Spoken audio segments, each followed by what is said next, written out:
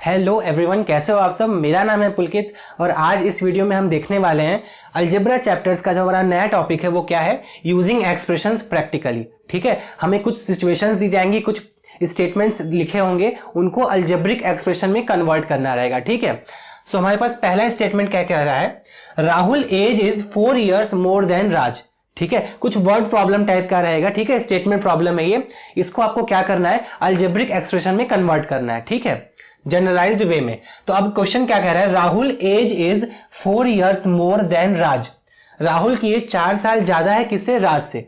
ठीक है, राहुल एंड राज दोनों फ्रेंड्स हैं, उसमें क्या है, राहुल की जो एज है वो 4 years ज्यादा है राज से। ठीक है, अब आपको अलजेब्रिक एक्सप्रेशन की हेल्प से फाइंड करना है, मतलब एक्सप्रेशन को फॉर्म करना है कि राहुल की एज क्या होगी। ठीक है, अलजेब्रिक एक्सप्रेशन की हेल्प से बताइए आप कि राहुल की एज क्या होगी, ये आपसे क्वेश्चन है। तो ऐसी सिचुएशंस में हम क्या करते हैं, अब देखो हमें राज की एज तो पता नहीं है। ठीक है, अगर हमने मान लिया कि राज की एज 4 years है, तो राज कितना साल छोटा है, 4 years छोटा है, इसका मतलब राहुल की एज क्या हो जाएगी, 8 years हो जाएगी। ठीक है, तो 4 साल ज्यादा, बस इंक्रीज कर देना है। राज की एज अगर 6 रहेगी तो राहुल की एज हमारे पास 10 आ जाएगी। ठीक है, उसी सिचुएशंस को हमें अलजेब्रिक एक्सप्रेशन में जनरलाइज तरीके से लिखना है। तो इसके लिए हम क्या करेंगे, हम सबसे पहले एज्यूम करेंगे, let Raj height is age, Raj age is x years। हमने क्या मान लिया, जो हमारे पास राज की एज है वो क्या है, x years है। हमें क्वेश्चन में नहीं गिवन है कि राज की एज क्या है, तो हम एज्यूम कर लिए कि हमारे पास राज की एज क्या है, x years। तो अब क्या होगा, राहुल की एज क्या हो जाएगी, hence Rahul age is x plus 4 years। अब ये कैसे हुआ, हमने क्वेश्चन दे रखा था कि राहुल की एज 4 साल ज्यादा है किससे, राज से।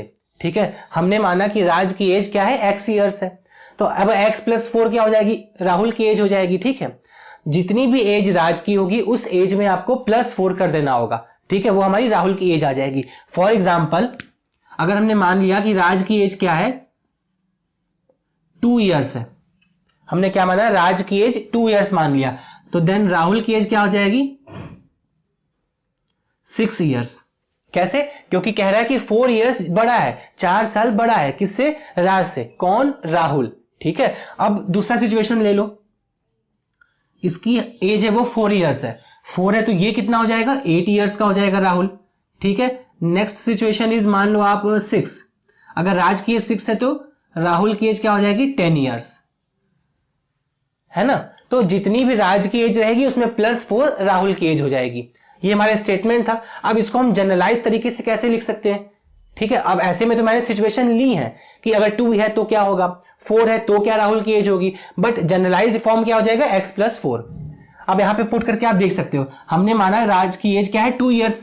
ठीक है, तो राहुल की एज क्या निकल के आएगी इस फॉर्मूले से, 2 + 4 = 6, सेम वैल्यू है। ठीक है, इसका मतलब क्या हुआ, ये हमारे generalised form algebraic expression correct है। ठीक है, राइट है, क्यों, क्योंकि ये एक्यूरेट वैल्यू दे रहा है। राहुल की एज क्या होगी, x plus 4 years, where x is Raj years. ठीक है, राज एज ईयर, x क्या है, राज की एज है, और राहुल की एज क्या हो जाएगी, x plus 4 हो जाएगी। ठीक है, ये जो सिचुएशन है हमारी एज के बेसिस पर। ठीक है, अब जो हमारी जो नेक्स्ट सिचुएशन है वो क्या है, स्पीड के बेसिस पर है। ठीक है, सिचुएशन मैटर नहीं करता है, आपको स्टेटमेंट पढ़ना है, उस बेसिस पर जो एक्सप्रेशन फॉर्म हो रहा है वो आपको लिख देना है। बट अलग अलग सिचुएशंस लेकर के देखते हैं कैसे क्वेश्चन सॉल्व होते हैं। नेक्स्ट सिचुएशन हमारी क्या कह रही है, speed of car is 15 kilometre per hour more than a bus. ठीक है, एक कार है एक बस है, दोनों ही अपनी स्पीड से मूव कर रही हैं। अब क्वेश्चन है आपका, जो स्पीड कार की है वो 15 किलोमीटर पर आवर ज्यादा है किससे, बस की स्पीड से। तो अगर सपोज बस 15 किलोमीटर पर आवर से मूव कर रही है, सपोज बस की जो स्पीड है वो 15 किलोमीटर पर आवर है, तो कार की स्पीड क्या हो जाएगी, 30।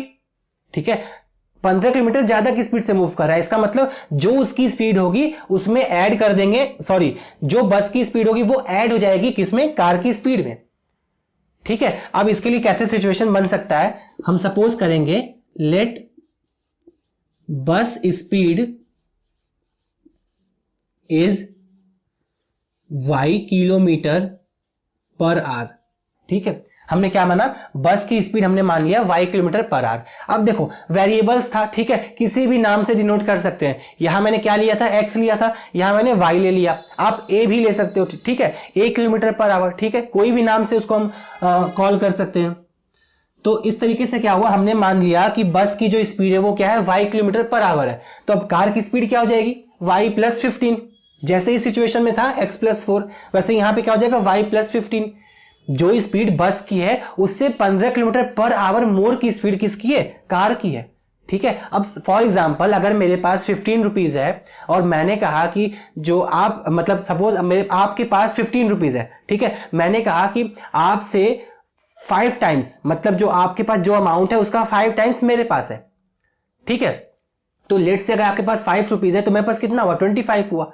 10 रुपीज है तो उसमें 5 का मल्टीप्लाई कर दो। ठीक है, क्योंकि सिचुएशन क्या कह रही, मेरे पास जो अमाउंट है वो आपके अमाउंट से 5 गुना है, 5 टाइम्स है। तो जो भी आपके पास अमाउंट है उसका मेरे पास 5 टाइम्स है।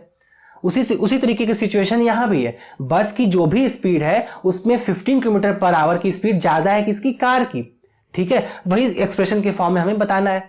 ठीक है, तो अब अगर जनरलाइज्ड फॉर्म हमें लिखना हो अलजेब्रा की हेल्प से, अलजेब्रिक एक्सप्रेशन में वो क्या हो जाएगा, कार स्पीड इज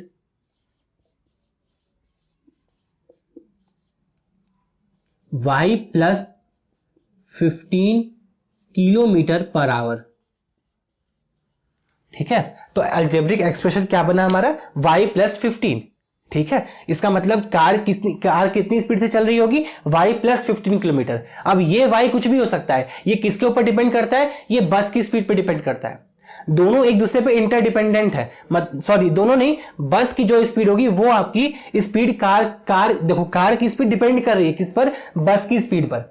अगर बस की स्पीड कम होगी तो कार की स्पीड भी कम होगी, अगर बस की स्पीड ज्यादा है तो कार की उससे भी ज्यादा है। ठीक है, मतलब ये कि अगर हमने मान लिया कि बस की स्पीड 10 किलोमीटर पर आवर है। ठीक है, अगर सपोज इसका भी कुछ प्रैक्टिकल एग्जांपल ले लेते हैं। ये हमारी बस हो गई, ये हमारी कार हो गई। ठीक है, मैंने माना कि 10 किलोमीटर पर आवर की स्पीड से मूव कर रहा है कौन, बस। ठीक है, तो अब इसका मतलब क्या, कार की स्पीड क्या हो जाएगी, 25। 15 हम क्या करेंगे, ऐड कर देंगे जो भी हमारी बस की स्पीड होगी। ठीक है,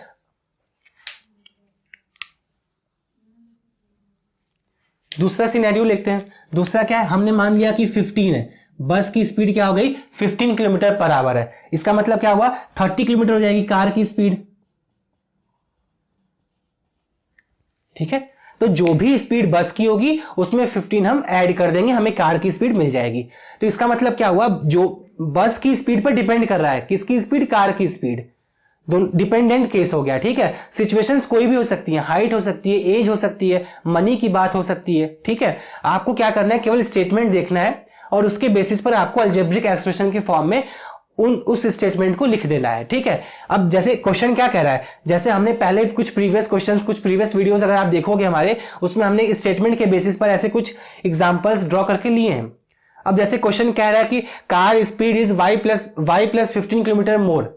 ठीक है, y plus 15 kilometre per hour. तो अब अगर आपको इसको स्टेटमेंट के फॉर्म में लिखना होगा तो कैसे लिखोगे, आप उसको इस तरीके से डिनोट कर दोगे।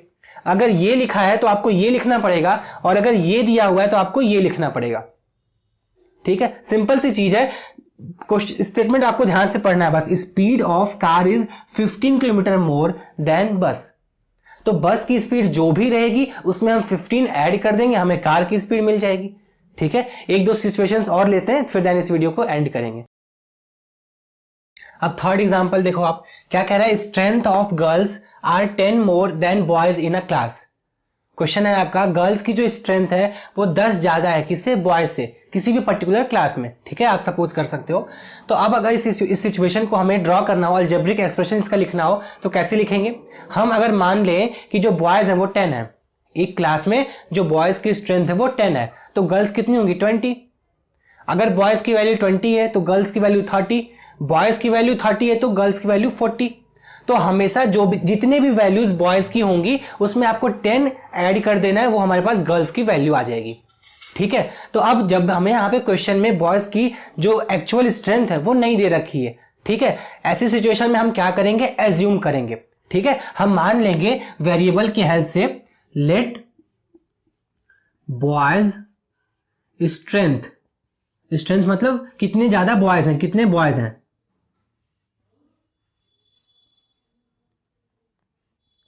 स्ट्रेंथ इन क्लास इज, अब वेरिएबल का नाम कुछ भी हो सकता है, हम मान लिए यहां पर सी, हमने क्या मान लिया सी, तो strength of a boys in a class is C. तो इसकी हेल्प से हम अगर गर्ल्स की एज क्या हो जाएगी, देन गर्ल्स, सॉरी स्ट्रेंथ यहां पे पूछा है, girls strength will C plus 10,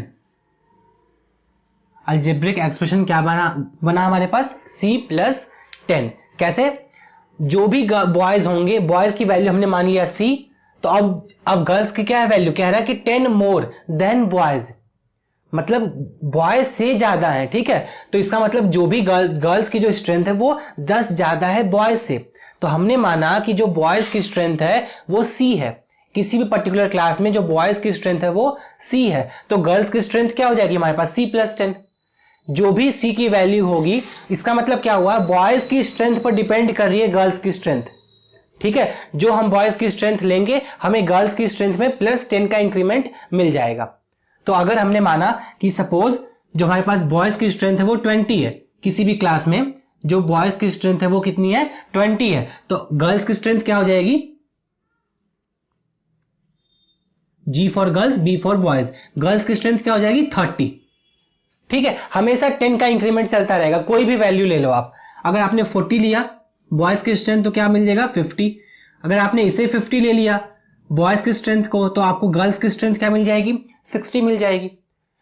इस वैल्यूज को हम इनकी इस अलजेब्रिक एक्सप्रेशन की हेल्प से फाइंड कर सकते हैं। जैसे हमने माना कि बॉयज की स्ट्रेंथ 20 है, तो 20 प्लस 10 क्या हो जाएगा 30। अब अगर आप सपोज करो कि बॉयज की स्ट्रेंथ जो है वो 40 है, तो 40 प्लस 10 क्या हो जाएगा 50, इसका मतलब girls strength will 50 in that particular class. अब अगर 50 है बॉयज की स्ट्रेंथ तो क्या होगा 50 plus 10 that will be 60, so strength of girls will 60 in that particular class, ठीक है। तो आपको स्टेटमेंट पे ध्यान देना है कि स्टेटमेंट कह क्या रहा है, स्ट्रेंथ ऑफ गर्ल्स आर 10 मोर, ठीक है, इसका मतलब 10 ज्यादा है then boys in a class, तो बॉयज से ज्यादा है, किससे ज्यादा है बॉयज से, कौन ज्यादा है गर्ल्स, कितनी ज्यादा है 10 ज्यादा है। तो आपको क्वेश्चन की हेल्प से, स्टेटमेंट की हेल्प से इस तरीके से अलजेब्रिक एक्सप्रेशन फॉर्म करना पड़ता है, ठीक है। तो इस वीडियो में इतना ही, अगर आपको कोई भी डाउट है, किसी भी तरह की क्वेरी है, तो कमेंट करके आप पूछ सकते हो, या फिर डिस्क्रिप्शन में आपको हमारा व्हाट्सएप लिंक मिल जाएगा, वो ज्वाइन करके आपके जिस भी तरीके के डाउट्स हैं वो हम क्लियर कर देंगे, ठीक है। अगर आपको वीडियो अच्छी लगी है तो प्लीज इस वीडियो को लाइक करें, अपने फ्रेंड्स के साथ शेयर करें।